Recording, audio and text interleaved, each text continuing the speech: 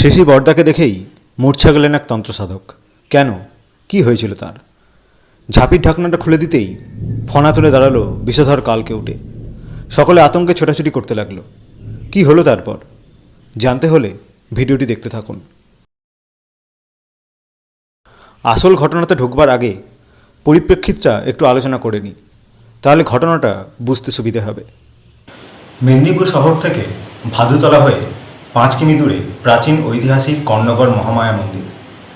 মেদিনীপুর ভাদুতলা এলাকার স্থানীয় বাসিন্দারা খুব ভালোভাবেই বিশ্বাস করেন এই মন্দিরে মহামায়া জাগ্রত, এবং এই মন্দির নিয়ে বিভিন্ন কিংবদন্তিও স্থানীয়দের মুখে মুখে ঘুরে বেড়ায়। দেবী এখানে মহামায়া, অভয়া, বগলা এবং যোগমায়া রূপে পূজিতা, এবং শিব এখানে অনাদিলিঙ্গ দণ্ডেশ্বর ও খড়গেশ্বর রূপে অবস্থান করছেন। দণ্ডেশ্বরকে জনিপীঠ বলা হয়, কারণ এখানে শিবলিঙ্গ নেই, তার বদলে রয়েছে একটি জনিপীঠ। এছাড়াও রয়েছে হনুমানের একটি মন্দির। এই মন্দিরেই মহাতন্ত্র সাধক রঘু বাবা পঞ্চমুণ্ডী আসনে সাধনা করে সিদ্ধিলাভ করেন। স্থানীয় মানুষ বিশ্বাস করেন মন্দিরে দেবী মহামায়া এবং দণ্ডেশ্বর শিবকেও তিনিই জাগ্রত করেন। স্থানীয় মানুষরা বলেন রঘু বাবা অনেক অদ্ভুত কাজকর্ম করতে পারতেন। পা দিয়ে ছুঁয়ে ক্যান্সার ঠিক করা, রোগ ঠিক করা ইত্যাদি বিভিন্ন ঘটনার উল্লেখ করেন স্থানীয় বাসিন্দারা।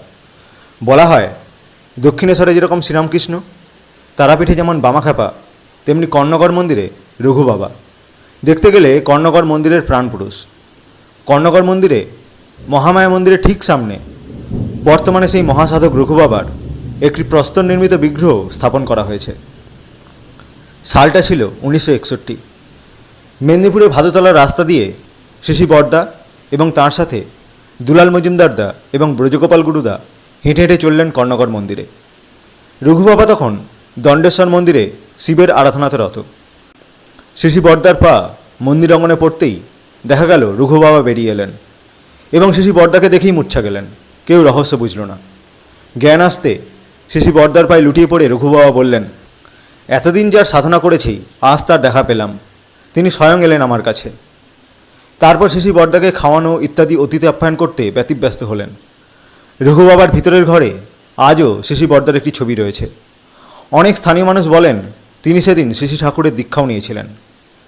প্রসঙ্গত, যেই রাস্তা দিয়ে হেঁটে শেষী বরদা গেছিলেন মহামায়া মন্দিরে, সেই রাস্তার পাশেই ডাঙ্গরপাড়াতে ঢোকবার মুখে কিছুদিন পরেই শেষী ঠাকুরের একটি শ্রীমন্দির নির্মাণ হবে, এবং এই এলাকার কাছেই ক্রেশন মাঠে 2016 সালে দীক্ষা পরিক্রমার সময় এসেছিলেন বর্তমান আচার্যদেব।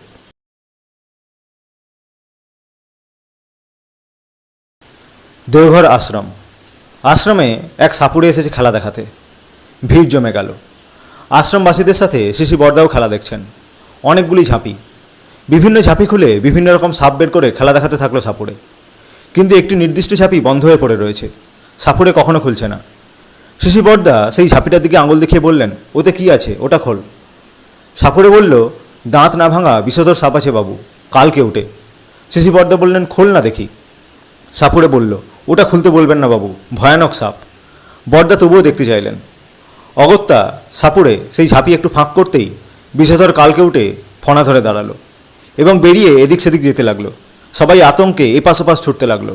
সাপুড়েও ভয়ে কাঁপতে কাঁপতে ছুটল সাপ ধরতে, কিন্তু সে কোনো মতেই কিছু করতে পারছে না। শেষী বরদা অতি শান্তভাবে গিয়ে হাত লাগালেন সাপটির গায়ে। সাপটি অমনি শান্ত হয়ে গেল। বরদা নিজেই সাপটিকে ধরে একটু আদর করে তাকে ঝাঁপিতে রেখে দিয়ে ঝাঁপিটির ঢাকনা বন্ধ করে দিলেন। সাপুড়ে অবাক বিস্ময়ে দেখল সেই দৃশ্য। অবাক মুগ্ধতায় তাকিয়ে রইল শেষী বরদার চোখের দিকে। এ কিভাবে সম্ভব? সাপুড়ে বলল, এতদিন ঘুরেছি, বাবাধাম গেছি, কিন্তু আজ মেরা শিব দর্শন হো গয়া, আজ মেরা শিব দর্শন হো গয়া বলে প্রণাম ঠুকে কোনো পারিশ্রমিক না নিয়েই চলে গেল। শেষী বরদা তখন কেষ্টদা সাউকে কিছু টাকা দিয়ে বললেন, দৌড়ে যা, ওকে পয়সা দিয়ে আয়। পরে এক সাপুড়ে ত্রিপুরার এক বাড়িতে শেষী বরদার ছবি দেখে বলল, উনি মহাদেব, উনি সাক্ষাৎ পশুপতি মহাদেব বলে বারংবার প্রণাম করতে লাগলো। ত্রেতা যুগে শ্রীরামচন্দ্র যখন এসেছিলেন, তার সাথে এসেছিলেন শিবের অংশাবতার বজরংবলী হনুমান। দাপরে শ্রীকৃষ্ণ যখন এসেছিলেন এবং ধর্ম পুনঃপ্রতিষ্ঠার উদ্দেশ্যে কুরুক্ষেত্রে যুদ্ধ ঘটাচ্ছিলেন, তখন অর্জুনের রথের মাথায় ধ্বজ রূপে অবস্থান করছিলেন হনুমান, এবং অর্জুন কর্ণের মহাযুদ্ধে এক বিশেষ ভূমিকায় অবতীর্ণ হয়েছিলেন। শ্রীরামকৃষ্ণ যখন এসেছিলেন তখন সাথে ছিলেন স্বামী বিবেকানন্দ। রামকৃষ্ণ মিশনের গুরু রহস্য যারা জানেন তাদের নিশ্চয়ই আর বলে দিতে হবে না আমি কিসের ইঙ্গিত দিচ্ছি।